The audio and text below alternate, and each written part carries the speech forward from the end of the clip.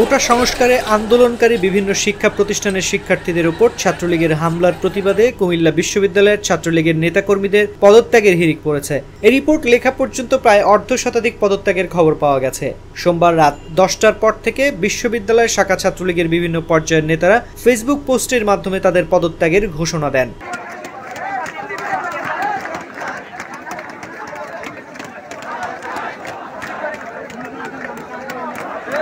জানা যায়, চলমান কোটা সংস্কারের আন্দোলনরত শিক্ষার্থীদের উপর হামলার কারণে কুমিল্লা বিশ্ববিদ্যালয়ের নওয়াব ফয়জুন্নেসা চৌধুরানী হল, শহীদ ধীরেন্দ্রনাথ দত্ত হল এবং বঙ্গবন্ধু শেখ মুজিবুর রহমান হলের বিভিন্ন ব্যাচের শিক্ষার্থীরা ছাত্রলীগ থেকে সরে আসার ঘোষণা দিয়েছেন। এর মধ্যে নওয়াব ফয়জুন্নেসা চৌধুরানী হলের 16তম ব্যাচের সব ছাত্রী ছাত্রলীগ থেকে ইস্তফা দিয়েছেন। তারা ছাত্রলীগের কোনো প্রোগ্রামে যাবেন না। কারণ হিসেবে উল্লেখ করেছেন, একজন ছাত্র হয়ে আরেকজন ছাত্রের শরীরে এমন নির্মমভাবে যারা আঘাত করতে পারে সেই দল থেকে তারা ইস্তফা নিয়েছেন।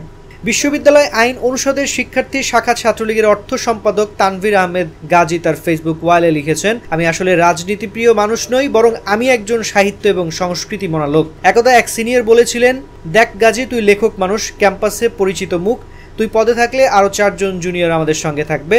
আমি বেচারা না কোনো মিছিলে গেলাম না কোনো মিটিংয়ে গিয়েছিলাম, অটোমেটিক্যালি পদ পেয়ে গেলাম। বাহ, আমি আমার ওয়ালে সেটা আদৌ পোস্ট করিনি। যারা উইশ করেছিলেন তাদের কেবল ধন্যবাদ জানিয়েছিলাম। তো আজকের এই দিনে কুমিল্লা বিশ্ববিদ্যালয় আইন অনুষদ শাখা ছাত্রলীগের অর্থ সম্পাদক পদ হইতে ইস্তফা দিলাম।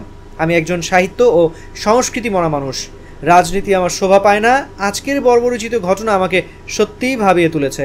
নবাব ফয়জুন্নেসা চৌধুরানী হল শাখা ছাত্রলীগের সাংগঠনিক সম্পাদক পদ থেকে প্রথম পদত্যাগকারী নুসরাত জাহান সুরভি বলেন, আপনিও মানুষ, আমিও মানুষ।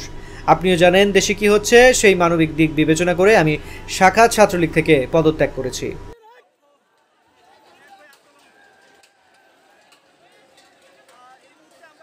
সামাজিক বিজ্ঞান অনুষদ শাখা ছাত্রলীগের সাংগঠনিক সম্পাদক মোহাম্মদ সামিন বক্স সাদি লিখেছেন, বিশ্ববিদ্যালয়ের প্রথম বর্ষে ছাত্র রাজনীতির সঙ্গে সম্পৃক্ত ছিলাম। ছাত্র রাজনীতি ছিল আমার পছন্দের জায়গা, কিন্তু বিশ্ববিদ্যালয়ের প্রথম বর্ষের শেষে আমি বাস্তবতা বুঝতে পারি এবং বিভিন্ন সাংস্কৃতিক ও সমাজসেবী সংগঠনের সঙ্গে সম্পৃক্ত হতে শুরু করি, যার কারণে ছাত্রলীগের সঙ্গে সম্পৃক্ততা কমিয়ে দিতে শুরু করি। কিন্তু আজকের এই ঘটনার পর আমার মনে হয় না এরকম কোনো কিছুর সঙ্গে কোনো সম্পর্ক রাখা প্রয়োজন। এমনিতেই অনেকদিন ধরে ছাত্রলীগের সঙ্গে আমার কোনো সম্পৃক্ততা নেই। তারপরও বলছি, আমাকে কেউ কখনো এসবের জন্য ডাক দেবেন না। ন্যায় এবং সত্যকে তুলে ধরতে না পারলে আমি পাবলিক বিশ্ববিদ্যালয়ে পড়ার যোগ্যতা রাখি না। এই পদটি আমি আর হোল্ড করি না।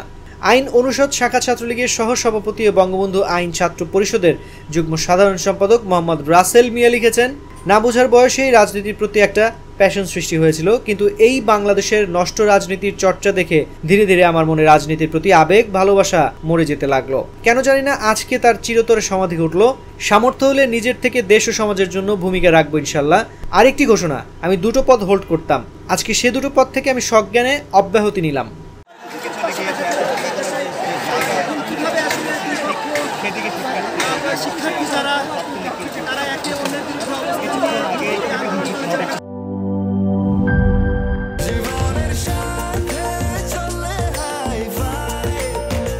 স্বাস্থ্যকর অল টাইম ফ্যামিলি কেক, সব সময় অল টাইম হেলদি লাইফ।